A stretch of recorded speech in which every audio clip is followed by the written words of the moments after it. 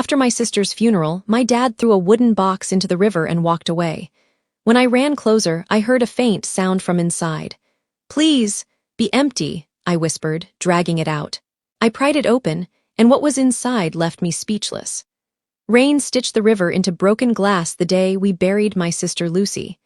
I was still holding the folded program when I saw my dad, Richard Carter, a man who'd spent his life polishing our last name like a trophy step off the gravel path, and wade toward the dark water. In his hands, a small wooden box wrapped in white cloth like a secret. Mom Diane stood back, eyes hollow, lips pressed into a line that didn't belong to a mother anymore. Dad didn't look at me. He just set the box down and let the current take it. I froze. Then the wind shifted, and from inside the box came a sound, thin, fragile, impossible. I ran. My shoes slid in the mud. My breath snapped in my throat. "Please be empty," I whispered, dragging it from the reeds with shaking hands. The lid was nailed. I wedged my car key beneath the seam and pried, and when it opened, the world fell open with it. I'm Emily Carter. In our town of Ashford, people used to say the Carters didn't cry. We commissioned statements. We wrote checks. We hosted galas for causes that wouldn't stain our cuffs. My father built Carter and Finch, a logistics empire that made him the kind of man who could speak softly and still make a room listen. He taught me 3 rules. Protect the family, protect the name, and protect the silence that protects both.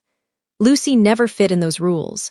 She was sunshine where our house was glass and angles, gold hair, watercolor eyes, and paint on her jeans, no matter how many dry cleaners Mom recommended. When she brought Ethan Miller home, a mechanic with oil under his nails, and a laugh that bent our stern dining room into something almost human, Dad's smile turned precision sharp. "Ambition?" he asked over roast beef intention. "Joy," Lucy answered. "I'm choosing joy." "She means him," Dad said to me later in the kitchen, as if Lucy were a spreadsheet with a red flag. "Joy doesn't put roofs over heads." "It can," I said quietly. "If you let it." He didn't. He tightened the nets. Curfews, rules, surveillance wrapped in concern. Mom fluttered between them, straightening napkins, swallowing apologies that never made it to air. The day Lucy told me she was pregnant, she was shaking so hard, I wrapped her in the throw blanket on my sofa and made hot cocoa like we were kids. "Ethan's looking for a second job," she said. "We'll manage." The baby kicked yesterday. I swear it was like he said my name. I touched her belly and felt something like a miracle. And I knew the way you know tornado weather that this would break our house down to studs. It did. In whispers, in slammed doors, in Dad's voice, calm, clinical explaining options that made Lucy's face go gray. She ran. Then came the hospital call. Complications. Lucy gone. The funeral script arrived in my inbox 2 hours later. A press release with lilies. And after we said goodbye, Dad walked to the river with a box. I wrenched the lid free.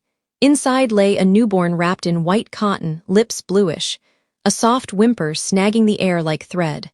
A hospital bracelet circled his tiny ankle. "Baby boy Miller, Jesus," I breathed. "Lucy." The world went narrow. My hands moved before the rest of me caught up. I stripped off my wool scarf, swaddled him tighter, shoved the box aside with my knee.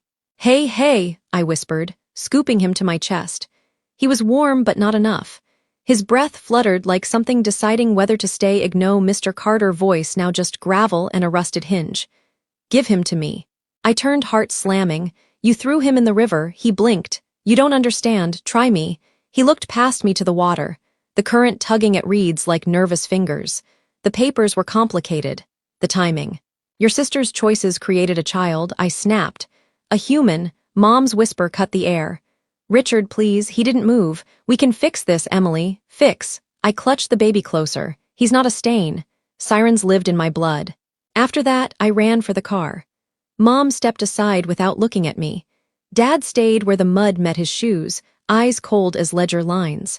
I drove to Street Augustine's, the only ER that wouldn't ask questions first.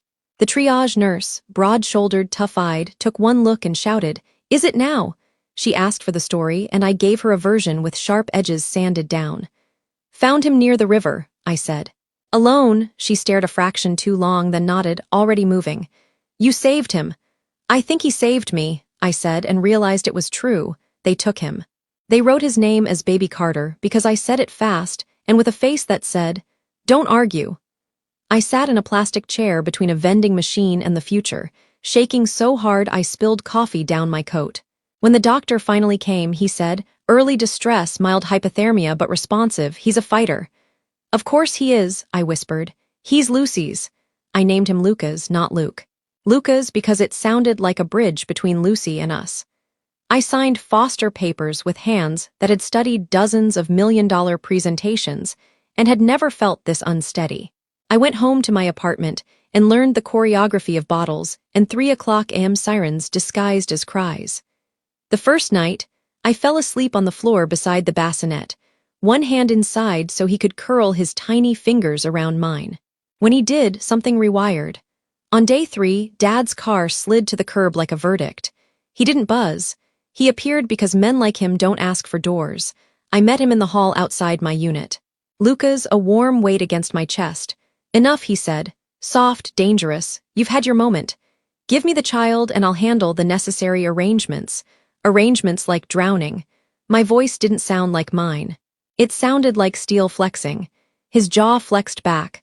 Like discretion, like not turning your sister's mistake into a headline that eats our lives.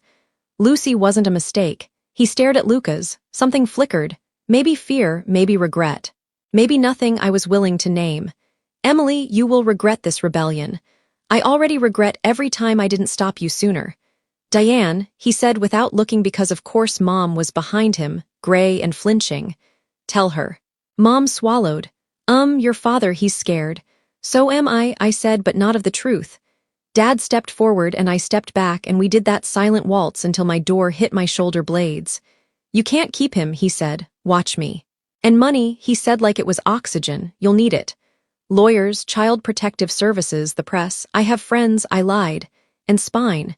He studied me a long time, then said very softly, "You are making yourself an enemy of this family." I looked down at Lucas. He yawned unbothered by dynasties. "No," I said, "I'm making us into one." The door closed between us. The lock slid home. On the other side, my father stood very still, then his footsteps retreated. It took me a full minute to realize I was crying without sound. You can love your family and still defend yourself from them. That became my thesis. I called Ethan. The call went to voicemail. The second call rang, and when he finally answered, I heard breath in a hollow room. "Emily." "Ethan," I said. "You need to sit down." He didn't. He leaned against whatever hadn't been repossessed yet and listened as I poured the river into the phone. He didn't speak for so long. I thought the call had dropped. Finally, a shattered whisper. "They led my son." "No," I said quickly. "No, I pulled him out. He's alive. He's safe." Silence. Then a sound I will never forget, a sound like someone swallowing a scream. "Where?" "Street Augustine's. He's perfect." A chair scraped, a door slammed. "I'm coming." He arrived 38 minutes later, winded, eyes raw. The nurse made him scrub in, then led him to the isolate.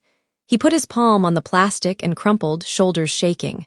"Lucas," he breathed. "Hey, little man." He looked at me like I dragged a star out of the river. "Why?" he asked.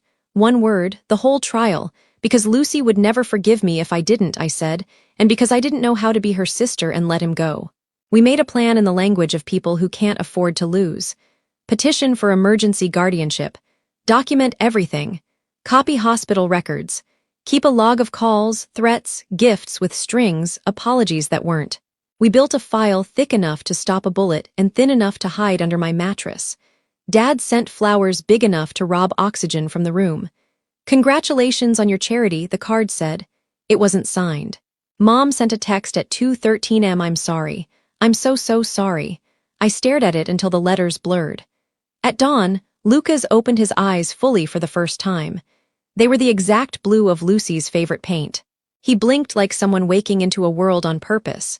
I put my finger in his palm. He squeezed. I said, "Good morning, my tiny rebellion," and felt the sun rise. The Carter Courthouse sits like a marble threat at the end of Willow Street. On the day of the emergency hearing, the steps shone wet, the sky lean. Dad didn't join us on the walk from the curb. He waited at the doors with a lawyer whose suit costs more than my car. Mom was a pale satellite orbiting no one. Ethan squeezed my hand. "Whatever happens," he said, "we did the right thing." "Whatever happens," I echoed, and we went in. Family courtrooms are small on purpose. The judge, Honorable Marion Decker, wore no nonsense like cologne. She read the file, tapped each page like a metronome, and finally looked up. "Miss Carter, Mr. Miller, Mr. Carter, Your Honor," Dad's lawyer purred. "The Carter stand ready to assume full responsibility for this child's welfare. My client's daughter died under tragic circumstances, and in the immediate aftermath, mistaken decisions were made by distraught individuals." "Mistaken," Judge Decker repeated. Heat of grief. A sigh practiced. "My client deeply regrets." "Show me the regret," Judge Decker said, "not the performance. Where's the mother of this child?" The air thinned. Ethan's jaw trembled, but he kept it still by will alone. "She's gone, Your Honor." "I see." The judge's eyes softened, then sharpened. "What I have is a newborn, a bereaved father of limited means, and a paternal aunt who has assumed temporary care. I also have allegations of abandonment." Dad's lawyer stood to object. The judge lifted a finger. "Sit. I'm speaking." She turned to me. "Miss Carter, do you have evidence of the child's endangerment?" "My statement," I said, voice steady because it had to be. "And a video." Dad's head snapped. "Video?" I nodded. "I have a dash cam that triggers when motion is detected near my parking space. My parents parked by the river path during the funeral procession. The dash cam caught them walking past carrying a box. It didn't show the water, but it shows the box leaving and my father's hands empty on the return." Dad laughed too loud. "A box could contain anything." "Then why?" I asked. "Was there a hospital bracelet on the baby's ankle with Lucy's name and Ethan's?" Silence landed like a gavel. The judge leaned forward. "Mr. Carter." Dad didn't falter easily. He angled his body toward the bench and wore his best boardroom apology. "Your Honor, my daughter made choices that endangered this family. Her mother and I believed we were delivering the child to a safe haven. We panicked. We failed. But we can correct that now within the family where he'll have every resource." "Safe haven," the judge's voice cooled. "At a river." Dad's mouth opened, then closed like he'd stepped on a story with a hole in it. "Stand," Judge Decker said. He did. The room held its breath. "I am not a woman. You can sell narrative to Mr. Carter. I am a woman who counts facts. Here are mine. A newborn was found in a box in a river. The child's aunt risked her safety to retrieve him. The biological father came forward. The grandparents' actions are in question. The best interest of the child is my only client." She turned to Ethan. "Mr. Miller, can you provide a stable environment?" "I can," he said. "I'm applying for a night shift at the plant. My aunt, she's a retired nurse, has offered daytime care. I'll take parenting classes. I'll take anything, please, he's my son. And you, Miss Carter, I will support them," I said. "Financially, logistically, every way. We can live as a family if the court allows." Judge Decker steepled her fingers. "And the grandparents?" I looked at Dad. He looked at me like I'd left our name out in the rain. Then, shockingly, Mom spoke. "Your Honor," she whispered, voice barely there. "We were wrong." She looked at me, then Ethan, then the empty place in the room where Lucy should have been. "We were so afraid of losing face that we lost our daughter." "I won't lose our grandson." Dad stared at her like a stranger. "Diane?" "No," she said, the gentlest word she'd ever made into a wall. The judge nodded slowly. "Here is my ruling." The gavel's shadow fell before the wood did. "Emergency, legal and physical custody is granted jointly to Mr. Miller and Miss Emily Carter, pending a full review. Supervised visitation to the grandparents contingent on compliance with court-appointed counseling. An investigator will visit all homes within 72 hours. Next hearing in 30 days. Dad's lawyer started 4 sentences and finished none. The gavel landed. The room exhaled. Ethan covered his face with both hands and made a sound like relief learning to walk. I sat very straight because if I moved, I would come apart. Dad didn't look at me on his way out. "Mom did," she mouthed. "Thank you." And then almost silently, "I'm sorry." Outside, the sky broke open and rain fell bright and clean. We ran through it laughing like idiots, like survivors, like maybe we'd finally chosen the right storm to stand in. 3 nights later, I went back to the river alone. I needed to see where the world had pivoted. The current murmured the way it had on the funeral day, as if it didn't keep secrets so much as grind them into sand. Dad was already there. He didn't turn when I stopped beside him. "You were always the troublesome one," he said, not unkindly.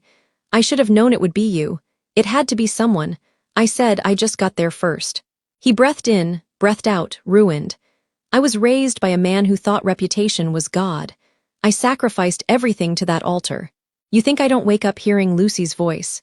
Do you think I don't see that box when I close my eyes? I swallowed. Then why? Because power is a corridor with doors that lock behind you, he said. Every step you're more the man who takes the next step until one day you're at a river holding a box and you don't know how to be anyone else. The wind lifted my hair. A car crossed the bridge. In the hospital parking lot, Ethan was probably feeding Lucas, counting breaths as if they were pearls. You can step back, I said.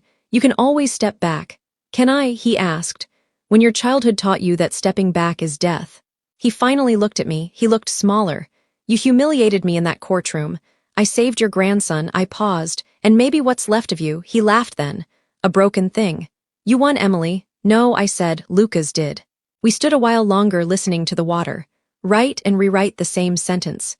When I left, Dad didn't follow. The next morning, the counseling office called him 3 times. On the 4th, he answered. We moved slow and sturdy.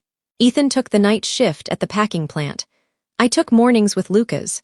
Relearned how to be a person fueled by 2-hour naps and the smell of baby shampoo. Mom came to our apartment with bags of groceries and apologies she couldn't form. She learned to swaddle with the focus of someone rewiring a satellite. On her second visit, she brought a canvas from Lucy's room, unfinished, full of light. He should grow up with her colors, she said, voice shaking. Dad showed up once, hands empty. He stood in the doorway like a man asking a house permission to be forgiven. Lucas was asleep in his bassinet. Dad stared at him a long time. Then he cleared his throat and said, I set up a scholarship in Lucy's name for girls who want to study art and don't have fathers who can bear it. He swallowed. If you'll let me, I'd like to set one up for boys with last names that don't open doors. Ethan nodded, jaw tight. It's a start. Dad nodded back. I will do the rest of the steps without being asked. He left a check on the counter. I didn't touch it for 2 days. Then I put it in a separate account labeled Rivers Change Course. I made him sign an agreement that the funds were irrevocable in public. He didn't argue once. On Sundays, we took Lucas to the park. He slept through the birds. He squinted at the sky like it was a problem to solve. Ethan told him stories about engines and promises. I told him stories about his mother, how she once painted the sunrise onto our bathroom mirror because the world needed more mornings. At night, when the apartment was quiet, I wrote, not press releases, not statements. A letter to Lucy, it began. We nearly lost him. We nearly lost us. But I think if you can believe it, from wherever you are, we're learning how to breathe. On the first clear day of spring, we brought Lucas to the river. Ethan carried him. I carried flowers. Mom came too, quiet and fragile and stubborn. Dad arrived late, hands open. We stood where the reeds bow. I placed the flowers on the water. They spun, then drifted like something letting go. Hi, Luce, I said. Because some stories you tell out loud. He's everything. Ethan kissed Lucas's head. You'd be proud. Mom closed her eyes. Dad opened his and didn't look away. He stepped closer just enough and said soft the river wouldn't steal it. I'm sorry, Lucy. Then to Lucas, I will spend the rest of my life deserving the chance to know you. Lucas stretched, a tiny fist unfurling. The wind shifted somewhere. A dog barked like laughter. We stood together. Not perfect, not clean, not healed, but healing. Families aren't marble. They're soft tissue. They scar, they knit. I looked at the water and remembered the box. I looked at my son-nephew and saw a boy who would never be put in one. And when we left, the river kept moving as it always does. But I swear it sounded like it was singing.